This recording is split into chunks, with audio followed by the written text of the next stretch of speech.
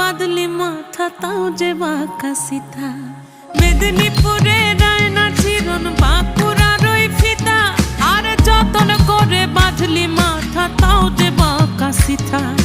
পেছ পাড়িয়া রাজকুমার